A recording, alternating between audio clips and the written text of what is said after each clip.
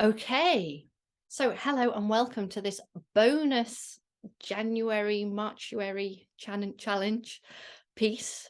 In as much as it's me and I'm leading it, and this was a piece that at one point was lined up for January challenge, and then things happened, like people getting married and special pieces being written for them, that kind of just changed our direction a little bit. But we didn't want you to miss out on this marvelous, marvelous piece. Now, there is someone who's in the middle of my screen whose name currently says Jill and Jeff. I wonder if she might give us a wave. And yes, if you want to unmute a sec, Jill, that would be lovely. So this Gill is the Gill Lowden that has written the piece. So she is, I know, and she's absolutely brilliant.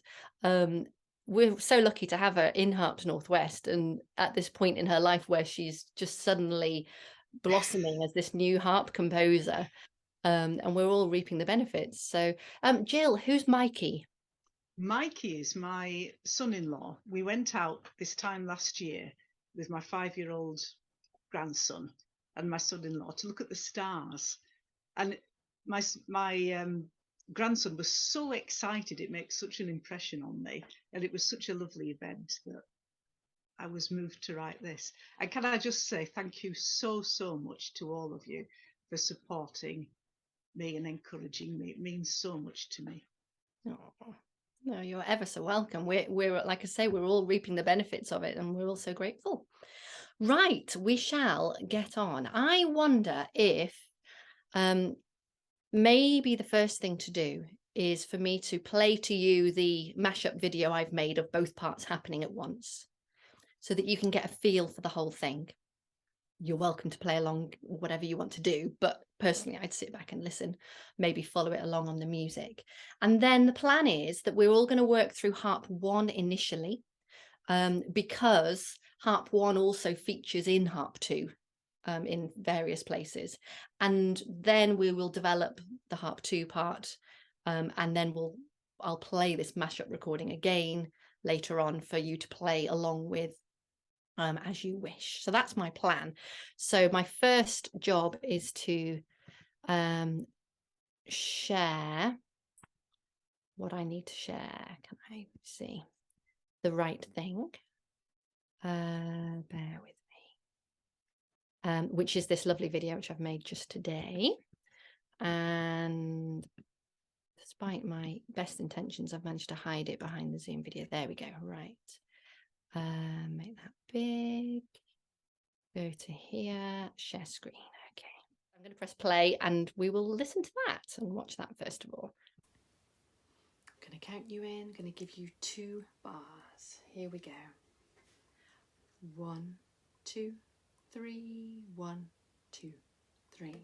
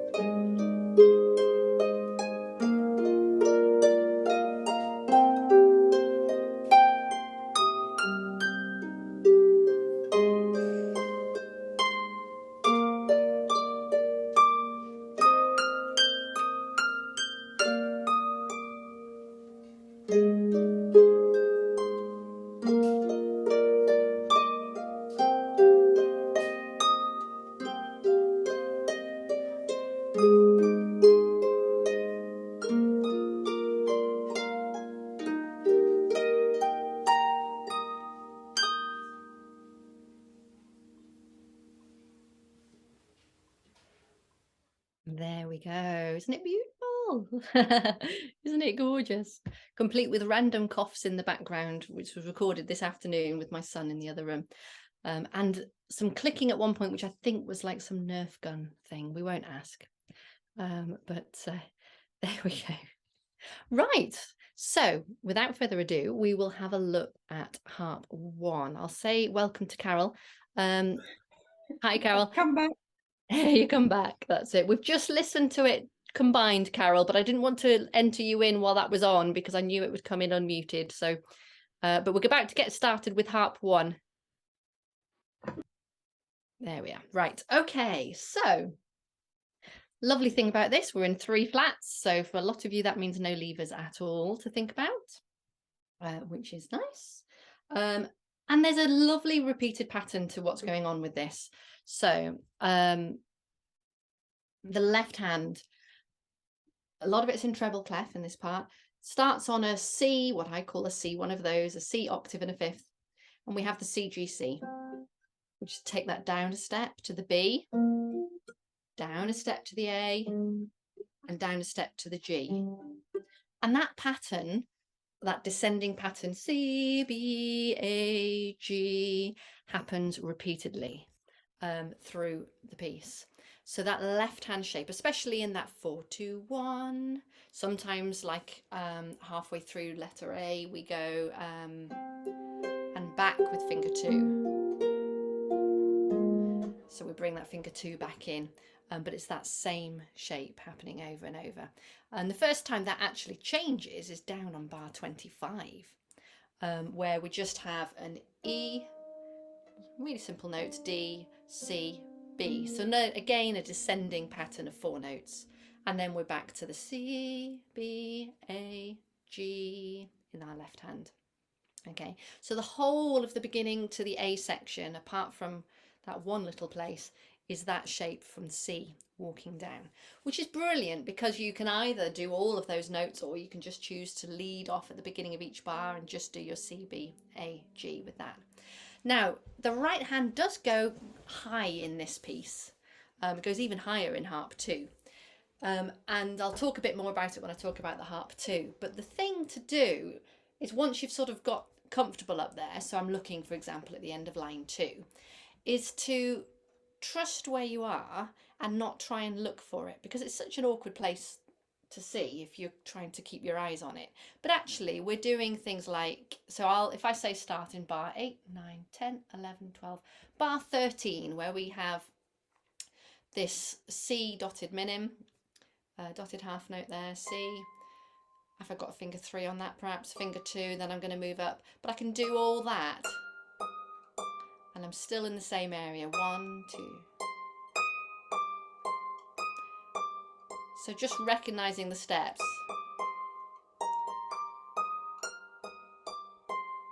And being able to do all of that without actually having to watch it with your eyes will really, really help.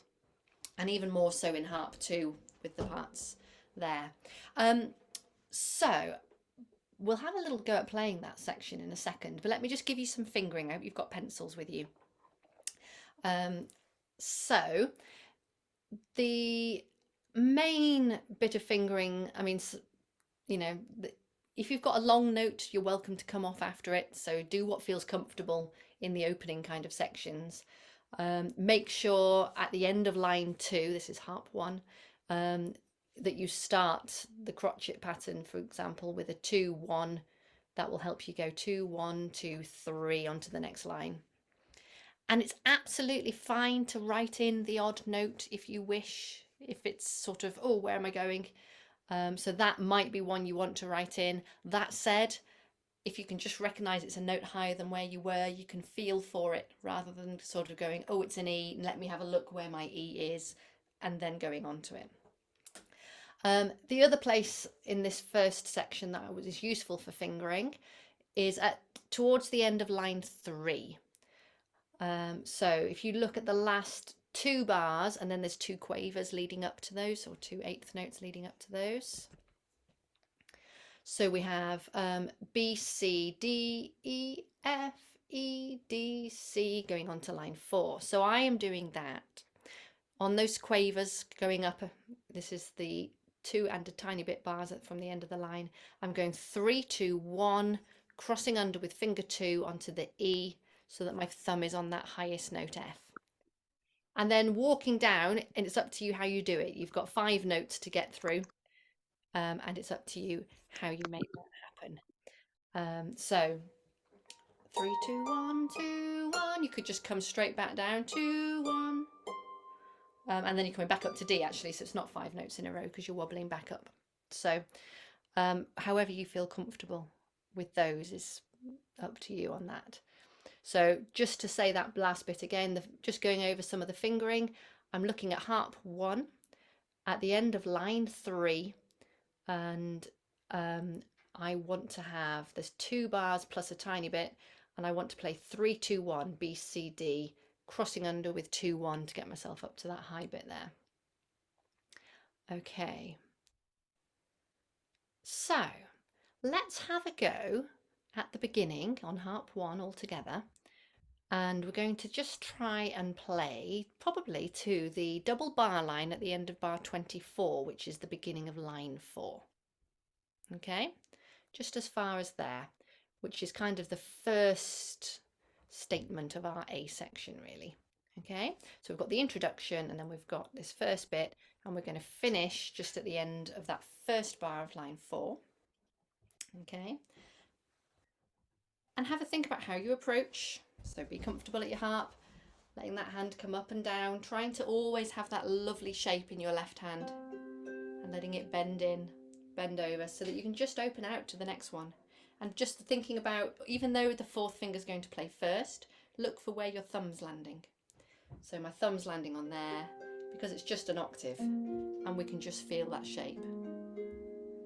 And then it just loops around that for quite some time. It says twinkly, and it's also marked up pianissimo, double P. I tried to convey that in the recording that I made. So we effectively, we start quiet and we get a little bit louder with each new section, and then there are some phrasing as well in between, until we get to the A2 section, where we'll eventually end up forte, and then as we go through the rest of the piece we're gradually dying away again, so it's like this climax up to there. Right, from the beginning, nice and steady. I would definitely advise having your right hand ready, because before you start is the perfect time to be looking up here and getting settled. Okay, and just a 3, 2, 1 in that right, and the left hand's on the octave and the 5th in the middle. Okay, so I'll give you a count in. I'll give you 2 bars in. 1, 2, 3, 1, 2, 3, 2, 3.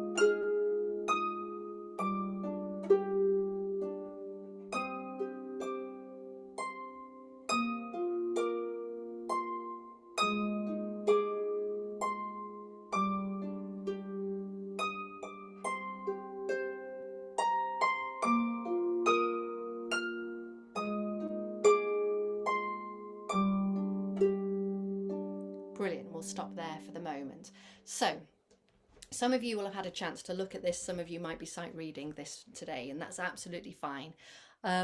If you want to focus for the moment on the right hand, that's absolutely fine, because the left hand is this lovely repeated pattern, so you can get into the feel of what's happening with the right, and especially this idea of, as we're getting higher, to be able to go, right, can I just play that without feeling the need to be focused in on it. When we're playing this high up on the harp, it can sound really shrill and it can kind of blare out sometimes. So all the more reason to do that beautiful technique, that beautiful, am I bending in, am I letting my thumb go over the top? And also that thing that probably most of you have heard me talk about, where you listen for it sounding beautiful, and in doing that your body will implement what it needs to make it create that nicest sound.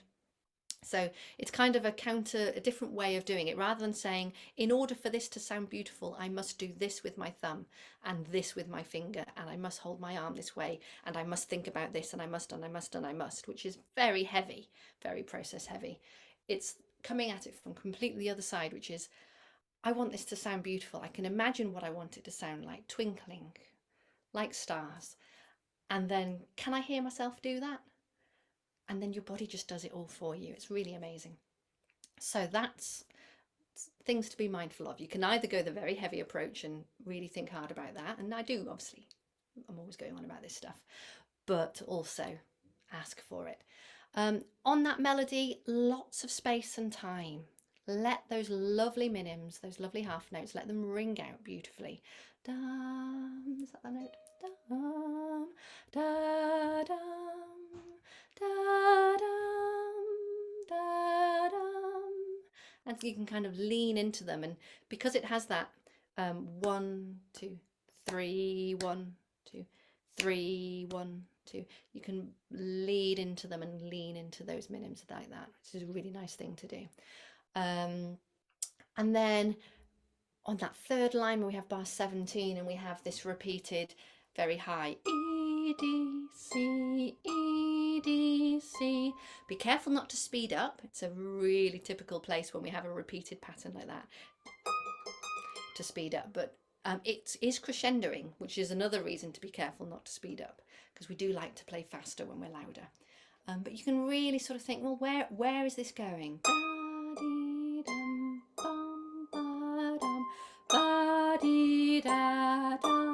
And there's a minim, let's lean into that, and then ya da dum. And although this is going to go higher, it's also going to sort of die away. And we've got our decrescendo there, dying it away as well. And helping with these crescendos and diminuendos is what your left hand's up to, especially as it's doing this sort of repeated pattern. So let your left hand just be a notch louder each time, or a notch quieter each time as well. So it can really help push the dynamic range of what you're doing. So let's give that another go, beginning to there, and then we'll have a look at what comes next.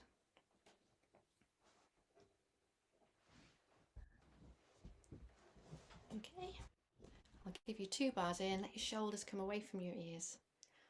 1, 2, 3, 1, 2, 3.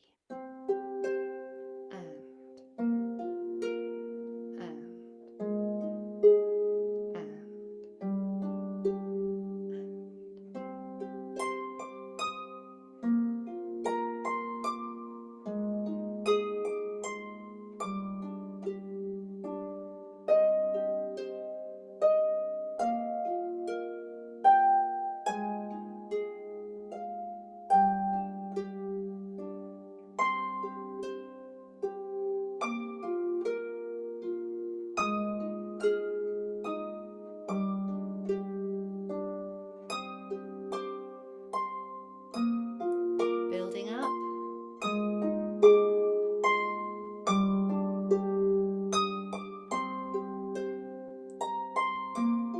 And letting it die away.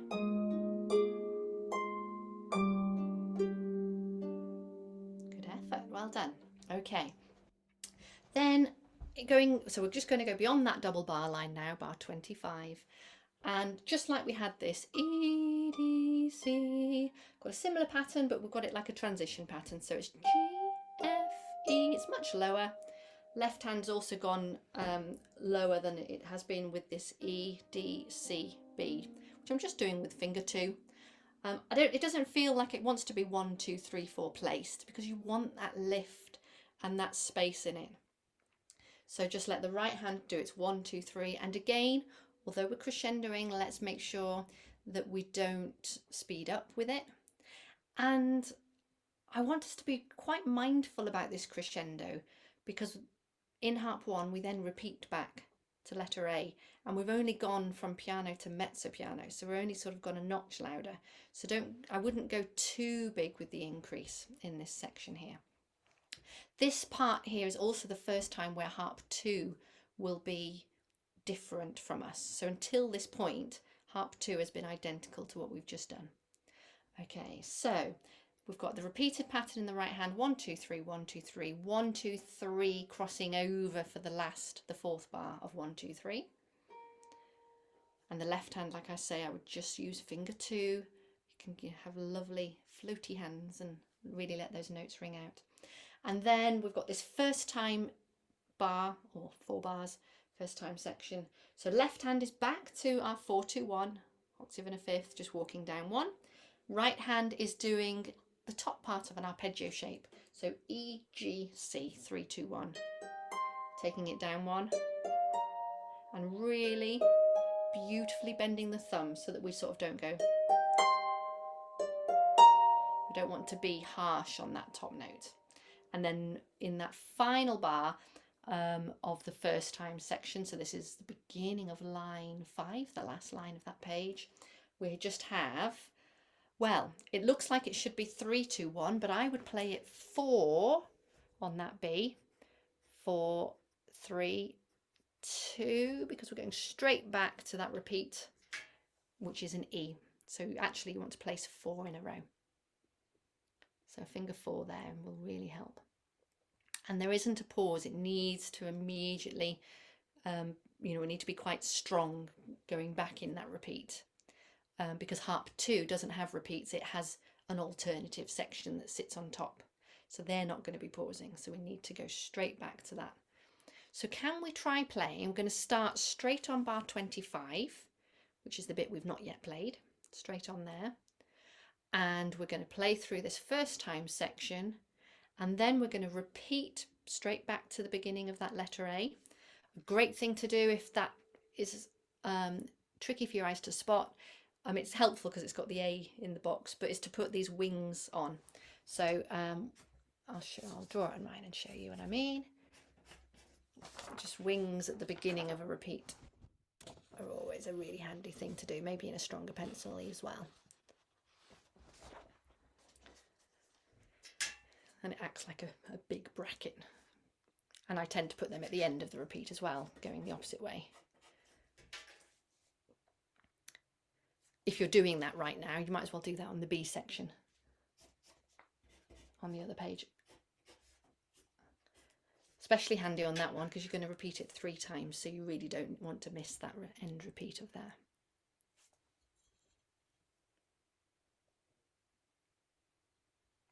Okay, so yes, we'll start at bar 25. We'll go back to letter A. Then we're going to go into the second time bar, which for us is the same as the first time set of bars, but an octave down. So those notes that happen at the second time bar section are the same as they were in the first, but an octave down. If it helps you, and it may or may not, because it may put you off on the first time round, you could, I'll do it as a demo on mine. You could draw an arrow to remind you to go to second, so long as it doesn't put you off the first. But it can be a helpful visual. Oh, where am I heading next? That's where I'm heading next. Okay, so that is our plan. Start at bar 25, play first time, play the repeat, going into the second time, and then we'll take a breather for a second. Okay, let's do that.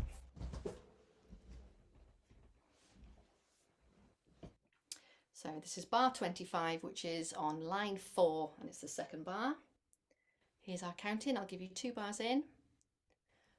1, 2, 3, 1, 2, 3.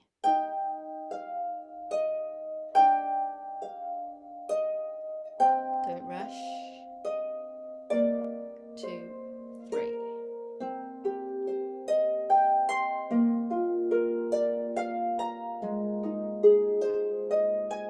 Straight back. And still being beautiful with that melody.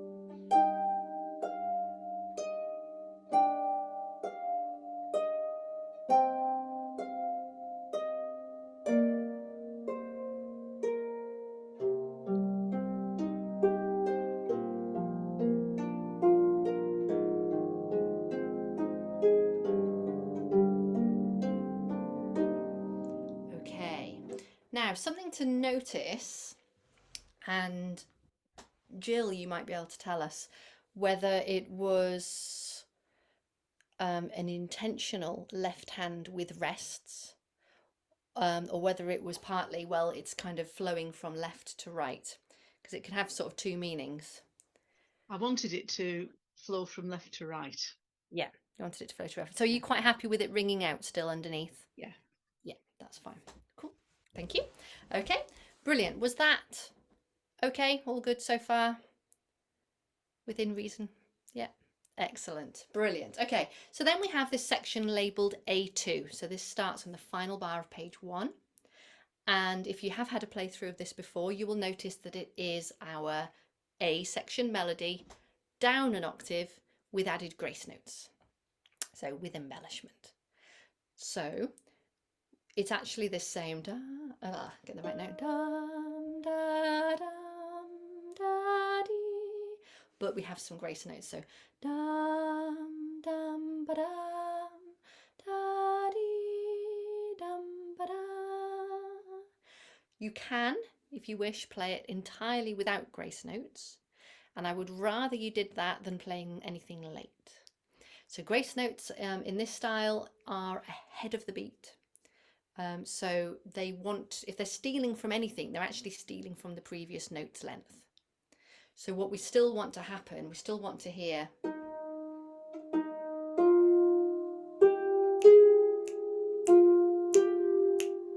all those notes need to land on the beats that they're on. And then the grace notes are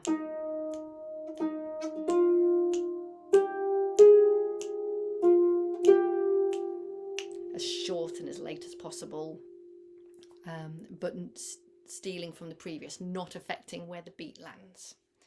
And so the right hand strong notes land with the left hand note. So your grace note will be anticipatory ahead of that left hand.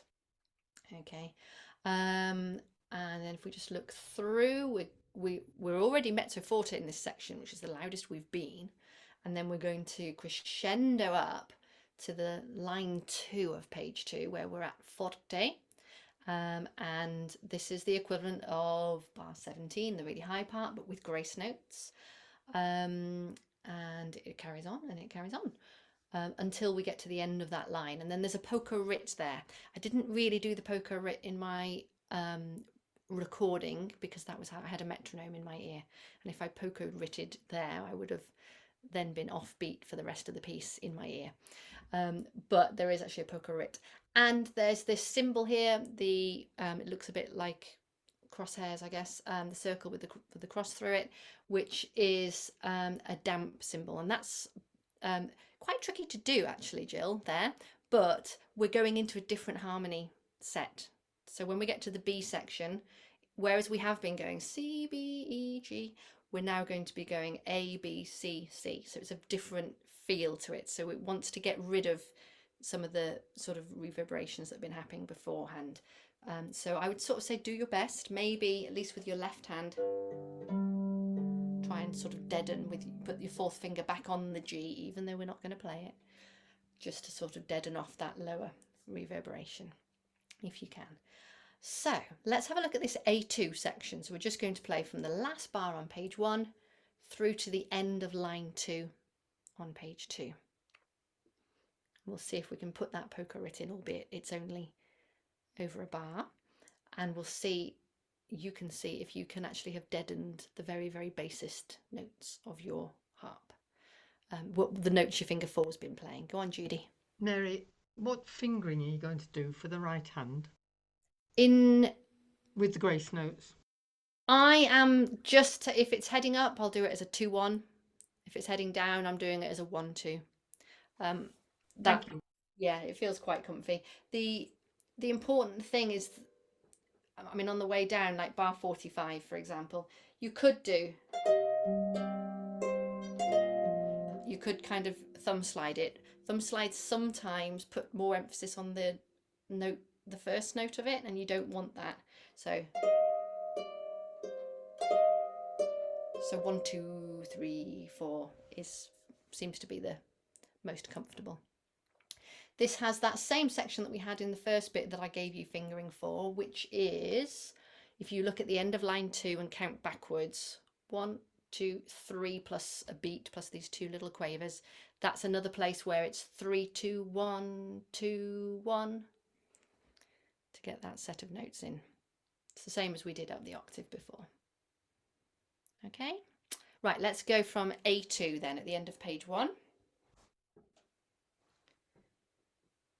So we're just lower on a harp. It's the same melodies we've done already. So we still want it to be beautiful. We're louder, but we're not going to go any faster. Here we go. 2 bars in. 1, 2, 3, 1, 2, 3.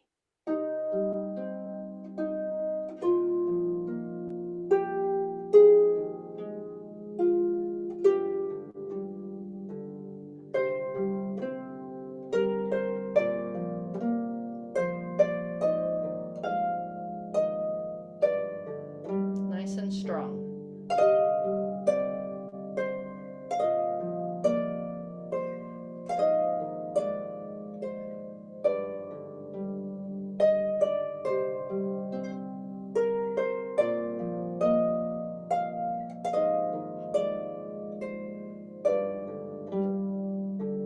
So maybe have your fourth finger still touching there briefly, just to get that feel.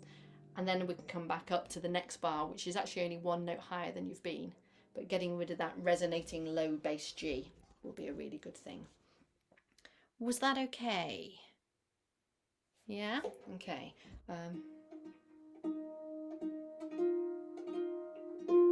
It is a tricky grace note going up there, but I was just seeing then whether a 3-2 might, but it would only work if I then had a thumb as an anchor. So I think 2-1 will be okay.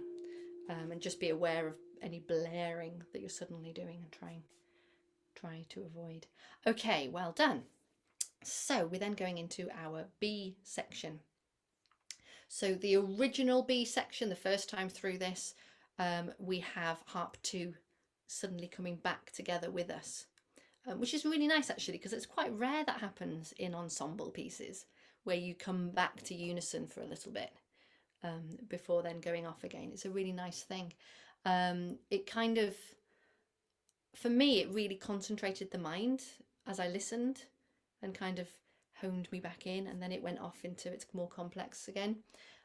So the only difference in harp 2 on the original B section for harp 2 is where we have these long dotted minims, dotted half notes at bar 61, line 4, they have harmonics instead. So that's the main difference. Otherwise, it's not until we get to our repetition here, which is the B1 and then the B2, and harp 2 goes off into other realms, as it were. So the left hand here, whereas we have been going C, B, A, G with our shape, we're now going A, walking up to B, and then going to C and staying on C again. And that happens again, A, B, C, C, A, B, C, C, and then the final 4 bars, A, B, C, B, leading us back to going to the A again to loop around again. Okay, I have on my part, I don't know if you spotted earlier actually, at the very beginning I highlighted those bass 4 notes because they're so repetitious. Great word. And here I also sort of gave myself, oops, an A, B, and then I sort of did the C going across to show me that it was staying in the same place.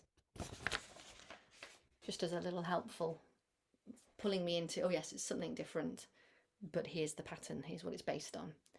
Lots of space in this top hand again. The first 3 bars, just finger 2, just let it really ring out, really make the effort to pull that finger in beautifully, and then maybe just release the hand, release the sound.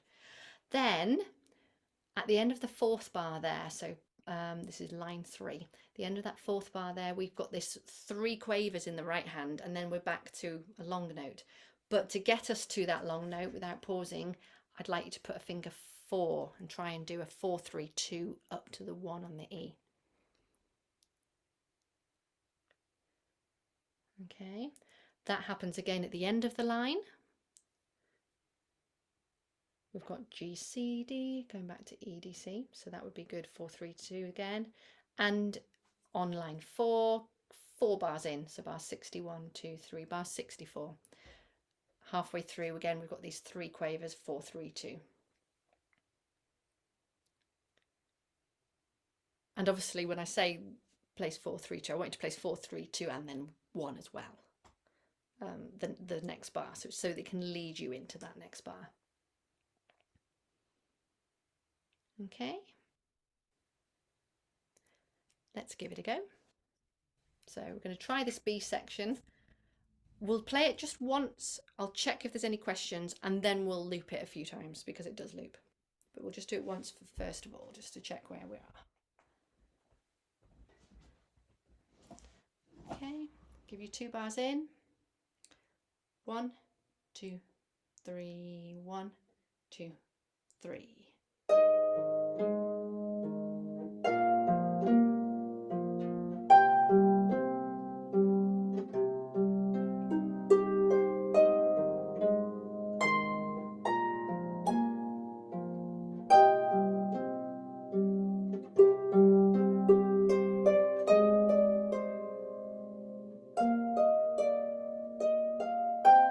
Let the time be there.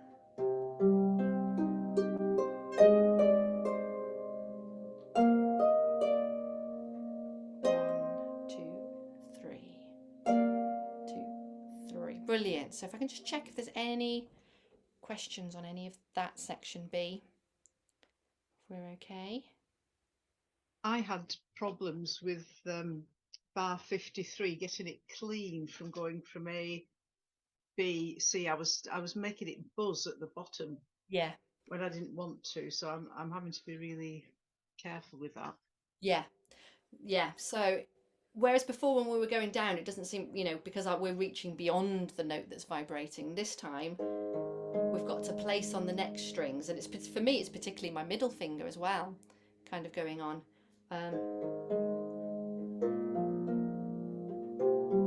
Yeah, I'm finding for me it's more my middle finger. So being, you know, with buzzing, it's all about stopping the vibration from hitting against your finger, because that's what the buzz is. So being firm with your approach, being careful at the base that you're not catching it with the back of your nail. But for me, the best thing I can, best thing I can do is actually think about leaning in with my middle finger to stop the previous note more as well. So yes, something to be mindful of. Okay, right, what we'll do, let's have a little look. If we just look at C for a minute, the last section, and then we'll go back and play into all of that. So C is our final line plus a bar. We're back to pianissimo by this point. So doubly quiet. The left hand has been down in bass clef for quite a while actually, and we're suddenly back up into treble. So that's a place to be mindful of. So the left hand has come all the way back up here. Right hand is doing 1, 2, 3. 1, 2, 3, 3, 2, 1, 2, 3. These are all notes we've done somewhere. Then we leap up, E, D, C, all the way up by our shoulder. I might let you look for that 1, but then try not to look. E, D, C, then we take it up a note, so this is 3 bars from the end, so we're starting with our thumb on the black, but it's just up 1 note. So if you play the E, D, C, don't look where you're going and just move up a note, and then we play 1, 2, 3 and cross over. Okay, and then 2 bars from the end, we're going to split that between our 2 hands. Personally, I like it best with 3, 2, 1 in the left and a triad, E, G, B, and then a full arpeggio shape in my right hand, 4, 3, 2, 1. Okay, so that's the last 2 bars there. Starting 3, 2, 1 with the left, 4, 3, 2, 1 in the right.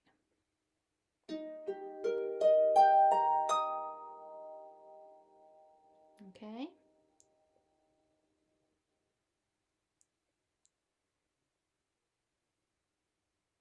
Right, so let's start at B1, which is B for the second time. Okay, so we're going to play through that B section. We're going to repeat it as if for the 3rd time. So we're going to play B1, B2, and then into C, into the final bit, to the end. And see if you can slow down with me on that last arpeggio as well. Okay, so starting at the beginning of line 3 of page 2. This is section B. It's for the 2nd time, but we're also going to do a 3rd time.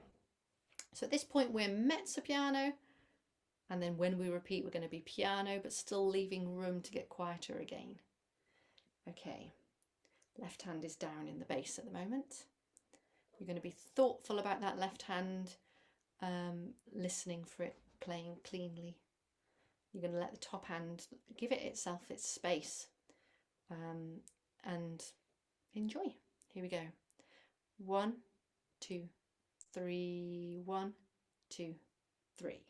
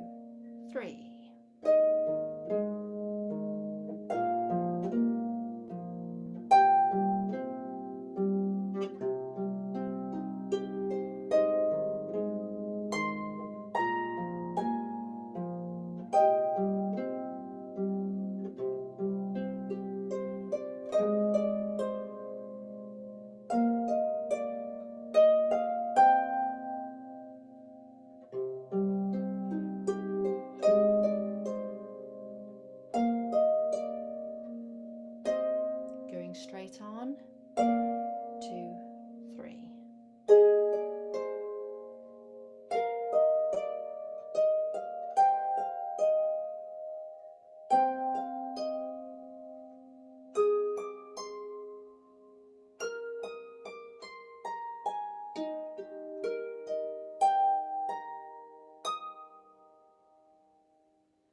Well done. So the trick, especially to get into those last 2 bars comfortably, is while the right hand is doing its run down, is to be getting that left hand ready where it's needed with the E triad, or the E flat triad. Well done. That's really good work.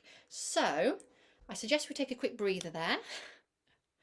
And it's already 25 past, so we'll just have 5 minutes just to pull ourselves together, nip to the loo, whatever you need to do, and then at 1/2 I'm going to try and give you a go through on the Harp 2 series of stuff that's going on. It'll be a bit bitty, I think, because of the time, but so that we can focus in on the sections that are unique to Harp 2. Okay, so take a few minutes if you need to, feel free to chat. I have to say, Jill, that is absolutely gorgeous. Thank you. Oh, I'm Agreed, glad you agreed, like it. agreed, agreed. Agreed. Yeah, really lovely, agreed. really lovely. Lovely. I'm glad you like it. Yeah. Yeah, it's a beautiful piece. It's just so lovely to see you all there. It's great. And I've always got everybody in mind when I'm trying to write something. I can see all the mistakes I've made in this now.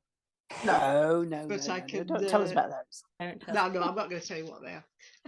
But I definitely, think of you while I'm trying to write it so that everybody gets a chance to play something.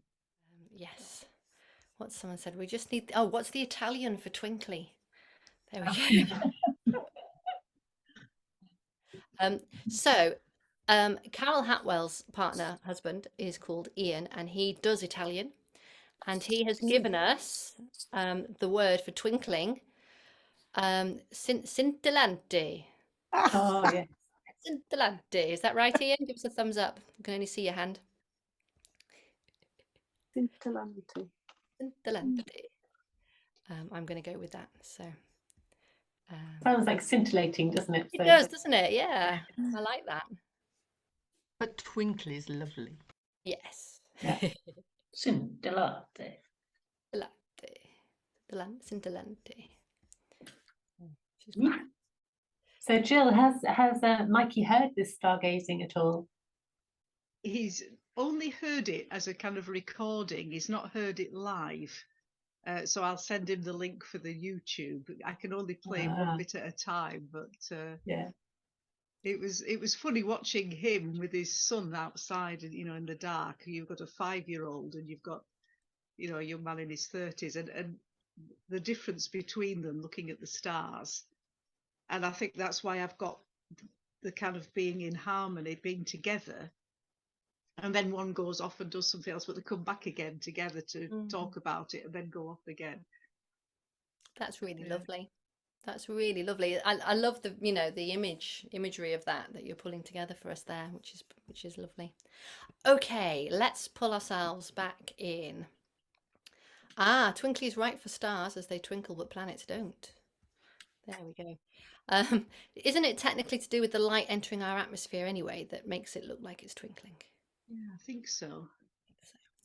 Yeah. Don't spoil the magic. No, it is magic. Or is it that they're slowly dying, so they're twinkling away? They could already be dead, couldn't they? Let's be honest. Yeah, yes. So on that cheery note, right, let's have a look at Harp 2. So I'm going to do a whistle-stop tour of Harp 2 for you. So if you jump ahead to bar 25, so all my references now are going to be from the Harp 2 pages, which is 3 pages long. Okay. And if you jump ahead to bar 25, that's the first time that it's properly different from Harp 1. And the main difference is in this right hand doing octaves. And that's all it is octaves. It looks like, oh my goodness, it's jumping all over the place, but it's just 1 4 1 4 1 4.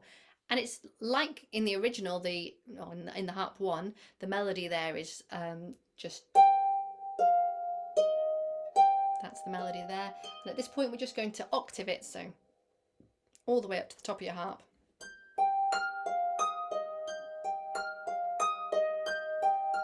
And then walking down. It's just the start of the twinkling coming into place, really. And the left hand is quite high with its E, so it's quite close to where it is. I'll admit I do need to glance a bit more at this one because you've gone as far as the E and then you're jumping back for the G. But I don't need to really look where my thumb is so much as where my finger 4 is, because I know what an octave feels like. So I'm not trying to watch the very top of my harp here, which again is awkward. So I'm just going to admit somebody in there. So that's the first change there. And then as it walks on, we've gone D, D, C, B, and then the thumb just extends up one to C, and we open up to the top part of an arpeggio shape. So this is this is in Harp 2, the last 2 bars of line 4. And we've got a rolled chord there. Okay. So a nice tariam, don't overthink it, just aim for the thumb. And then we have the C on its own, which I have to admit I probably would just do with a thumb because of where I'm going next. And then just open up that lovely sixth shape and just walk down and really let that melody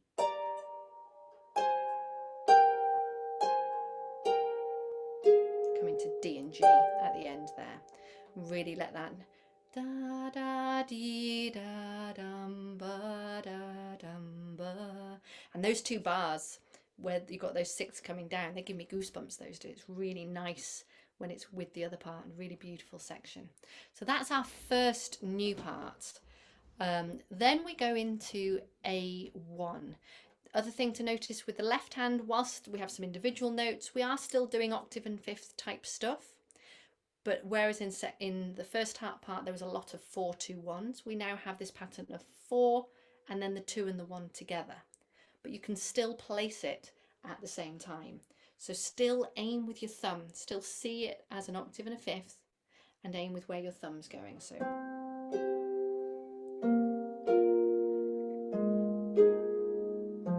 oops, G.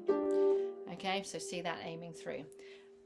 And then on the last line of page 1, 3 bars in, we've got these rolled chords, and they're little nice straightforward triads. Again, feels very high for the left hand. Little tariums. And a bit like with grace notes, the tarry part of the phrase tarium wants to be ahead of the beat.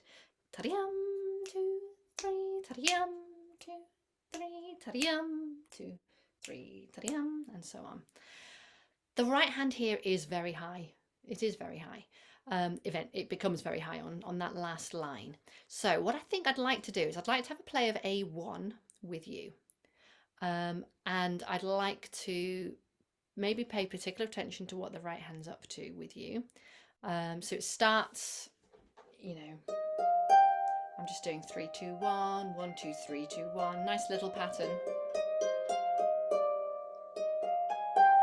Then we've got 6 notes in a row, so I'd probably go 1 2 3 1 2 3. It's a bit of a leap. So this bit I'm about to play. So we're on the last line, bar 4, or measure 4, leading into that. So I will have had, so if I go, this is bar 39, 40, the end of bar 41, I'm going to have a 1 and a 2. Now personally, I'm quite happy going 1 2 3 4.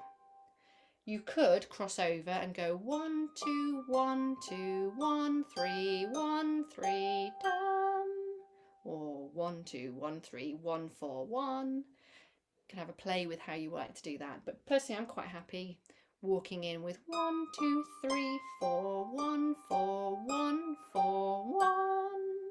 So I'm letting my thumb do the walking up. That does at least make that last leap, which is an octave, a 4 and a 1, which is a nice comfortable shape. And then we're walking down 1 2 3 1 2 3, bit of a jump, 1 2 3. Okay, then we have at the end of page 1 going into page 2, we've got this 5 note pattern. We've done it before, so probably 3 2 1 2 1. Yeah, slightly different notes maybe from where it was in the harp 1, but it's the same pattern. So probably you want to finger 3 on the last 2 quavers, 3 2 1. Okay, and then I'm sorry, could you repeat that last part there? Yes, Catherine, no problem.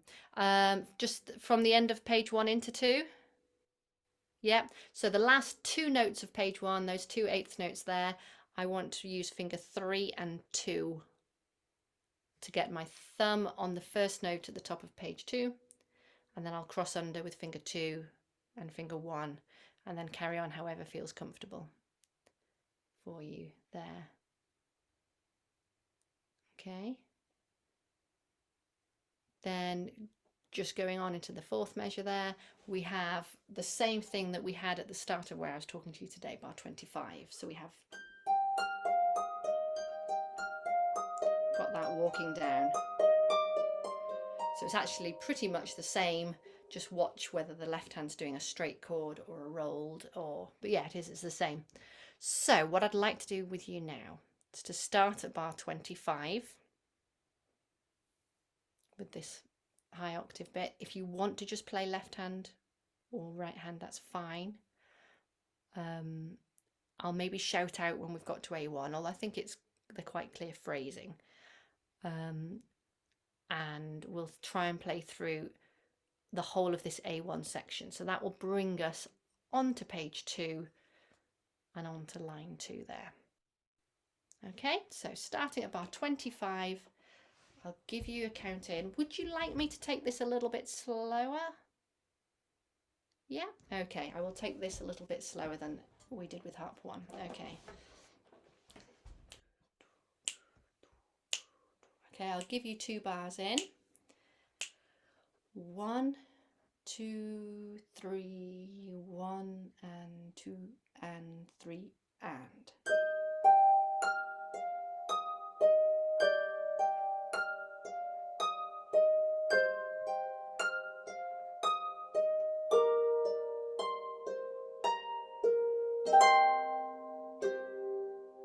And then just walking down.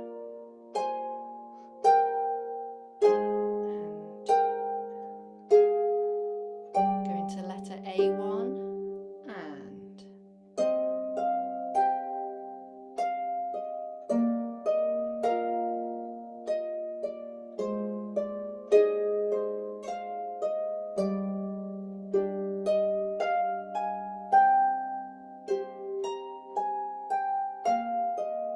big leap.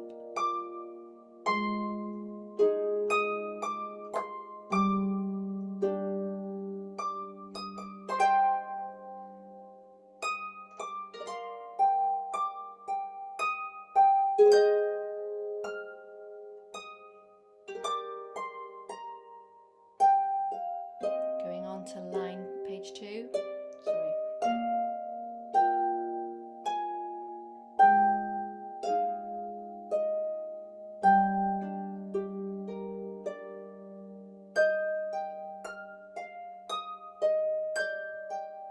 Nice and steady.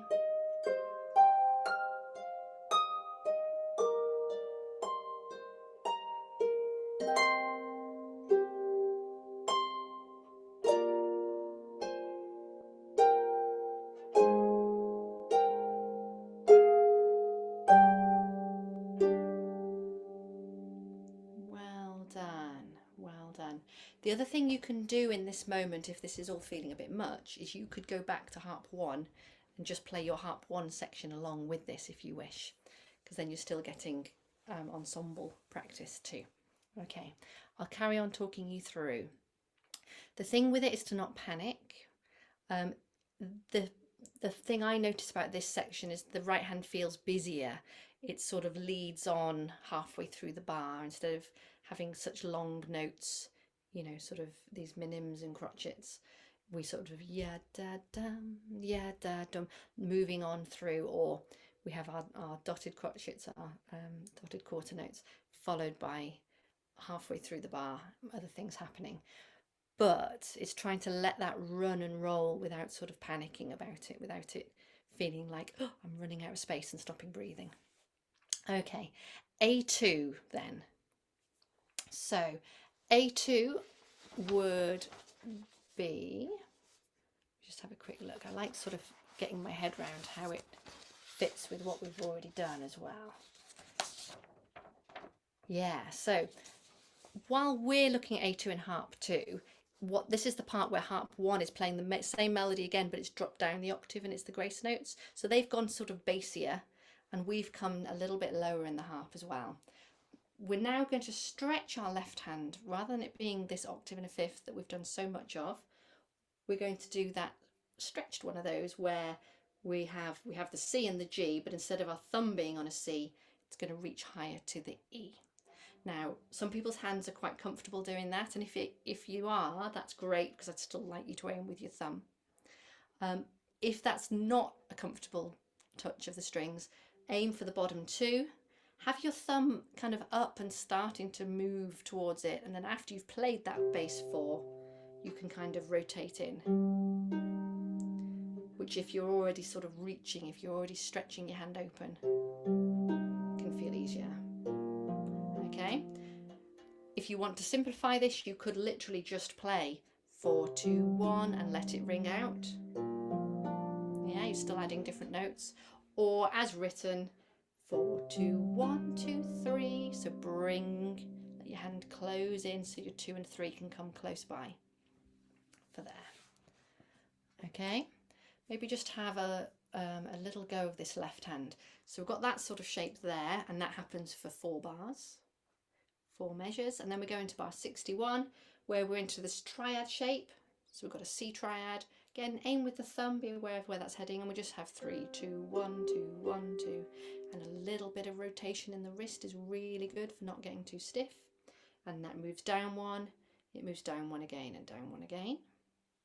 And then we get to the part where it's marked forte at the end of line 3, and our left hand is back, shape-wise it's back to the octave and a fifth, but we're kind of leaping up. We did just one of these at the top of the page as well. So 4, 2, 1, 2, 1. You can try and cross to it. Some people find that a bit hard because it's not the very next string that we're crossing to. Or you can do a little hop. If you're doing a little hop, I would still imagine that your hand is traveling towards you, because it is, and having, that you're almost rotating to it, even if you're not going to place it, and then it really won't be too big a leap for it to land on the E, G. Then we take that pattern down 1.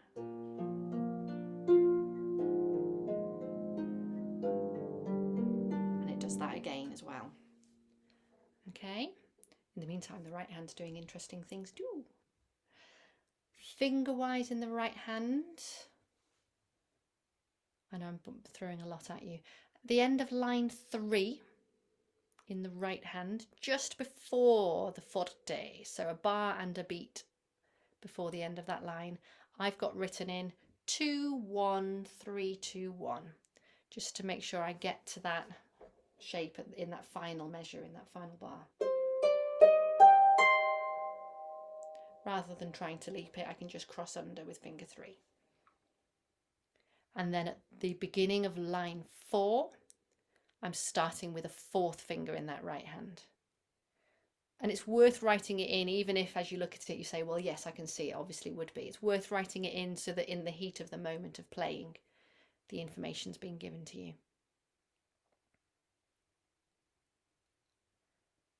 Okay. And then at the top there, you've got a run. It's not quite 6 notes. Well, it's not 6 notes in a row. So we have this beginning of line 4. If I play from there, my right hand is playing 4, 3, 2, 1, 2, 3, going straight back onto those same notes. And I'm doing 1, 2, crossing over my thumb to the B and opening up my right 2 fingers to the G and the F. So B is thumb, 2, 3, and then whatever you feel comfortable with for that G minim there.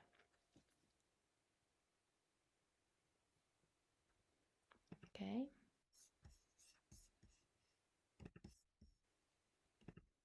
So, got that there. As we're writing in, I will tell you a tiny bit more at the end of line 4 in the right hand. So, at the end of line 4, I'm going, if I start, beginning of line 4 is number 66, then 67, then 68, 69, the very last beat, I've written in 3, 2 on those 2 quavers or 2/8 notes there.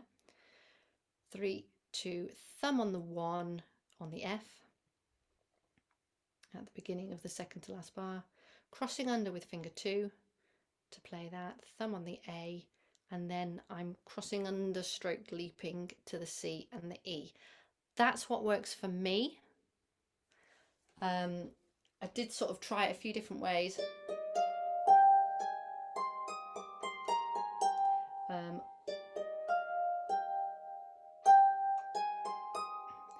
Yeah, I think because of the way the beats are in that bar, that second to last bar, if I try to place from that final A up to the C and the E, I then play too quickly.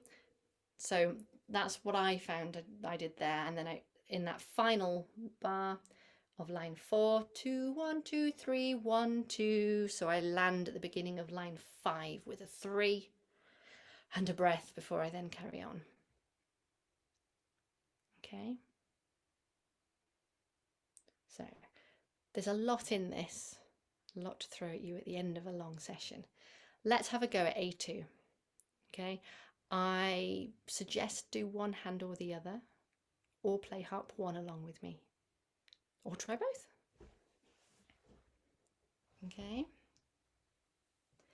Ways you can simplify the left hand would be just to play the first 3 notes. So you do the beginning of the bars like we were in harp 1. And then later on, at the end of line 3, rather than trying to doing that run up, you could just go, and it's just back to the octave in the 5th. So that's ways you can simplify the left and still do both hands. Here we go. So this is A2. It's still beautiful, even though we're thinking very hard. Okay. I'll count you in 2 bars. Let your shoulders come down. 1, 2, 3. 1, 2, 3.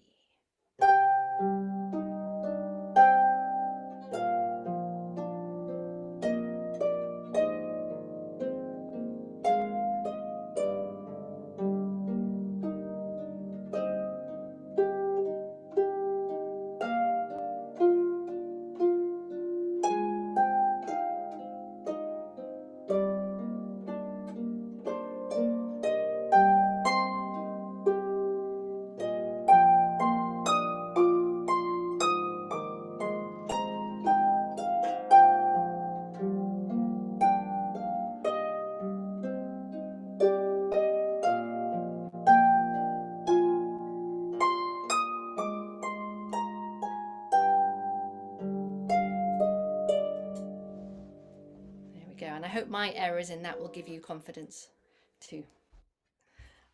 Okay, well done. Section B, we're already at the end of page 2. That first section B is almost identical to harp 1, apart from these left-hand harmonics. Okay. Can we cope if I don't go into harmonics right now, just because of the time? It would be absolutely fine to play those at pitch, because that's where they are in the harp 1 part anyway, so you wouldn't lose anything for doing those at pitch there. So could we now look at the 3rd page of harp 2? Now this is the bit I've actually written above as a reminder to tell you guys, but can you see that? It says, don't try to look, see. So you can get your hand on there, and you've got time because the previous bar was just a 1 long note. So there's time to get yourself set up. Your right hand's gone up here, your left hand's gone up here, your right hand's all the way up here. So you can find it, you're landing on a red. And then just follow the pattern through, okay? Couple of odd bits of finger 4s to throw in so that you're aware of them. So this is page 3. In the 2nd bar, 2nd measure, the 4th note wants to be a finger 4. So I'm going to play from the beginning of that line, 3, 2, 1, 3, 2, 1, 3, 2, 1, 4, 3, 2, 1, 2, 3. 1, 2, 3, 1, 2, 3, 1, 4, 3, 2, 1. So that was in the 2nd to last bar. So the 2nd to last bar is a 1 on the C, and then 4, 3, 2, 1. And then I'm going to do 3 to 1. And I'm going to move my hand up a step, and I'm all the way up near the top of my harp, but I'm not looking. And I'm on those same notes, so I'm on line 2 now. And then I've got 3, 2, 1, 2, 1, 2, 3, 2, 1 to start the pattern again. Okay, so line 2, bar 2. It's 3, 2, 1 on the way up, that's fine, but I'm going 3, 2, 1, 2, 1, 2. So the beginning of that third bar or measure, I'm going to be with finger 3. And that is back like the beginning of the page. So it's 3, 2, 1, 3, 2, 1, 3, 2, 1, 4, 3, 2, 1 again. So that's 2.5 bars before the end of line 2 has got a 4 in it.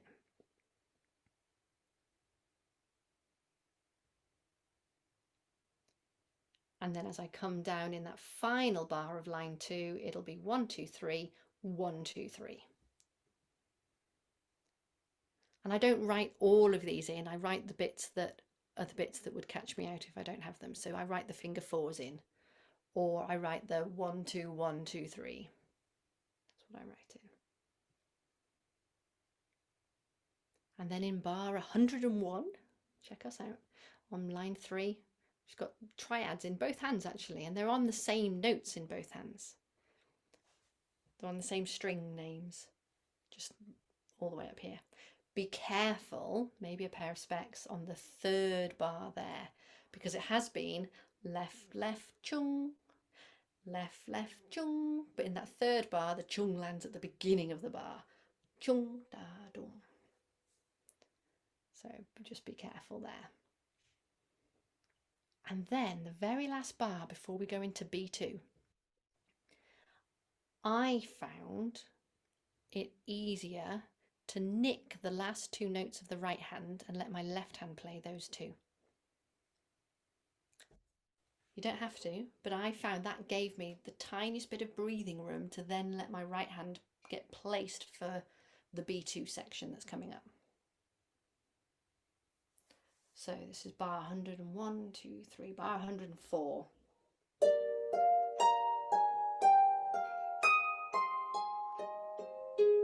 Just lets my right hand have the breathing room to get up for the triad it's going to do nice and high. Okay? And I just show that by just doing a big sort of scoopy loop over the top of it.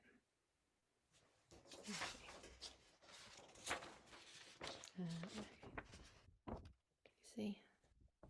Big scoopy loop.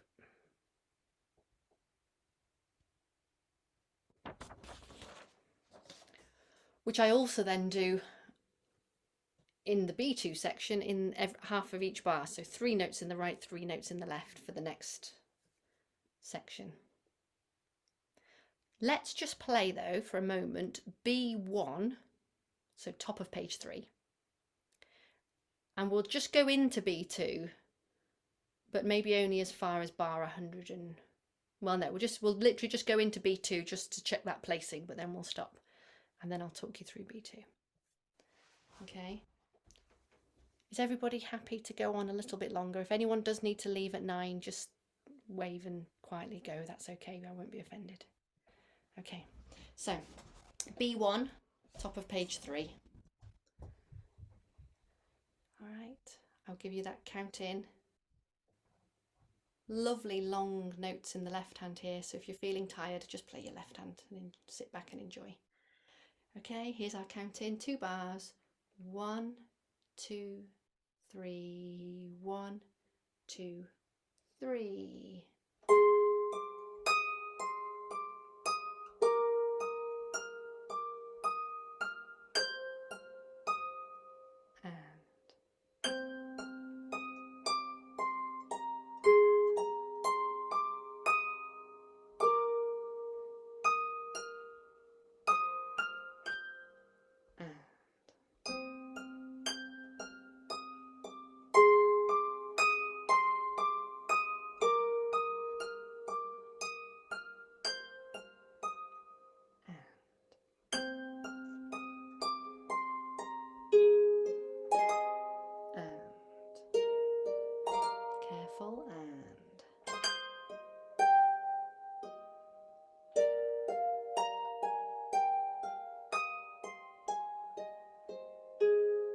Okay, well done.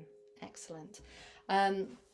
Just give you the last bit of fingering that I've actually written in is at the end of line 3 of page 3, where I've done the scoop over the last 3 notes.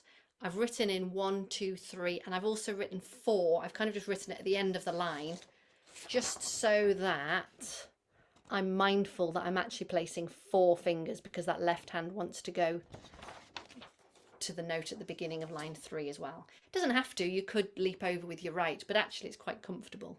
So I'm doing that 1, 2, 3, 4 with my left. The rest of this is kind of similar stuff to everything we've already done, really. Left hand shapes we've done, octave moving in the right hand, walking around, and just, you know, trying not to overthink it being really high, but recognizing actually it's just little steps, movements, you know, 3 in a row, take the whole shape up 1 or down 1. At the very end of the piece, much like at the end of Harp 1 in the last 2 bars, I'm splitting it where the first 3 notes are my left hand, so in this case it's a 4-2-1, and then I'm doing a 4-3-2-1 in the right.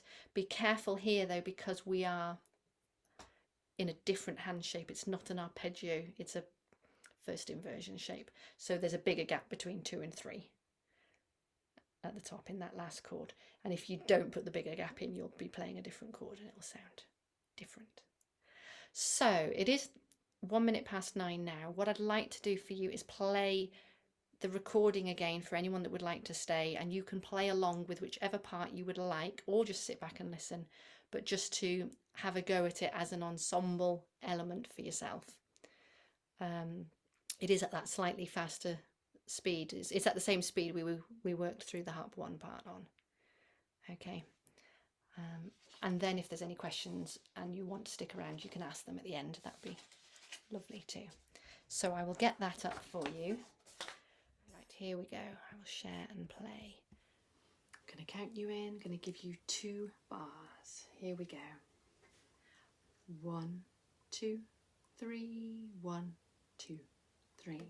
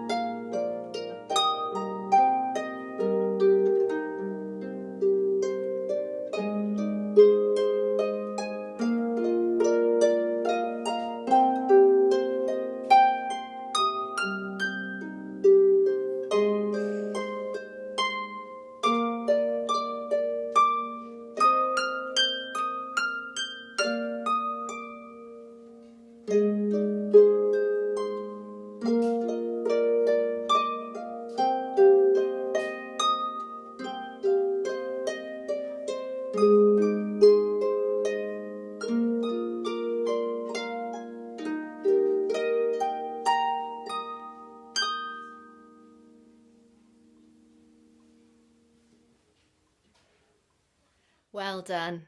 And well done, you know, whether you played, whether you stopped, whether you just sat back and listened, you know, just that being, you know, happy to take it all in as well was really, really lovely. Thank you ever so much. I'm just going to have a quick check on the messages. That's lovely. Any questions on any of that? June? Yes. Could you share your fingering for bars 9, 10, and 11? In harp 1 or 2? Harp 1, sorry. Harp 1. That's fine. In harp 1, 9, 10, and 11.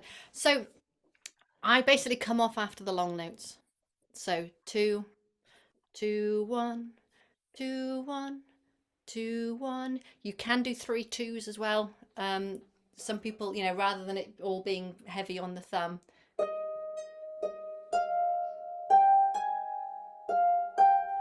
I'm quite happy with my bending of my thumb to make a nice sound, but you could go, especially on the last one, you could go 3 2 if you wish, without a thumb placed, just to have a nice, you know, a nice note. But yeah, just yeah, let yourself come off after the long notes, basically. Any other questions? Yes, so this Sunday, Yes. in beautiful Ambleside, those that can get to it, there will be a live workshop. To be honest, quite similar style to what we've done today, although I will give more time to Harp too. But it will also focus much more on the ensemble element of it as well, and on the melding of the two, and the playing really beautifully together, as much in the unison parts as in the parts that then spread out. So I'd love to make it on Sunday, but I don't think I'll get there. don't think you'll get here quite in time. You can set No. off now, Diane. You'll be okay. Just I have been. I'll know where you are because I have been to Ambleside before. Ah, there we are. Oh, brilliant. It's a lovely place to visit. And I think that particular place, Mary, is quite peaceful. Where I think we're going we'll to enjoy be. it. Yes, yeah. It's a little corner tucked away from the town, on the edge of the town, looking out over the fells. And I think it'll be a lovely place to play this piece. Thank you, Mary and Jill, but I think that's just magical, that piece. It's just so beautiful. And we're so lucky as Harps Northwest that we've got Mary, we've got Jill that can help us with all these wonderful pieces and be so creative. And it's just, and I'm a very, very humble harpist. I'm not anything special at all. I'm very much on a very learning journey. So hang on, all harpists are special. Come on. yeah, but it's a journey, isn't it? And I feel I'm very much at the beginning of it, and it's wonderful. And I think Mandy's put a comment to say, Jill, I think it fits really well with the fingers and it feels really nice to play. And I would agree with that, Mandy. It feels, yes, it feels lovely to play. So let's hope we can put it into our repertoire for future. Yeah, they're lovely. I'd thank you, Mary, for doing that video, because you really got that sense of space that I wanted. You know, how space is so big, it's that emptiness. And also how small you feel when you stood under the stars. You really captured that. Oh, thank you. Thank you. I mean, because you haven't put a speed marking on it at all. So I really sort of went with what felt comfortable and being mindful of not going too fast so that people couldn't sort of join in today.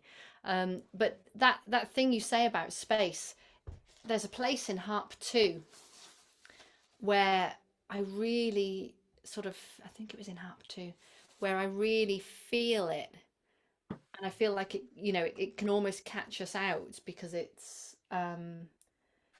because it's sort of, for a second there, it's like nothing's happening. I mean, bar 95 is an example, but I'm sure it was somewhere else as well, where there's suddenly just a breath, a breathing space. It might have been in Harp 1, actually, after all. Oh, no, yeah, in Harp 1, bar 61, so it's on page 2, in the B section. And we just, you know, the left hand's been quite busy, and the bar before that, we're playing something on every quaver, every half note there. And then we get into 61, and we just suddenly have, ya-da-dum, and we just have that breath before it moves on up and leads us up to that high G where we have a whole bar's breath kind of thing. And yeah, I really like that. Really like it. So Great. there we are. Thank you to everybody for these lovely comments. And thank you for coming today and, you know, maintaining this global harping community that we're building. I love it. Any last questions, or should we say goodbye? Say good night. Let's say goodbye, good night, and good morning. We look forward to be with you on Sunday. Those of Yeah. us that can make it. That'd be lovely. Yeah, have a lovely time on Sunday. Yes, Thank you. thank you. Thank you very much. Thank you. Thanks, Diane. Thank you. Bye. Thank you. Thank you. Bye. Thank you. Hey, bye.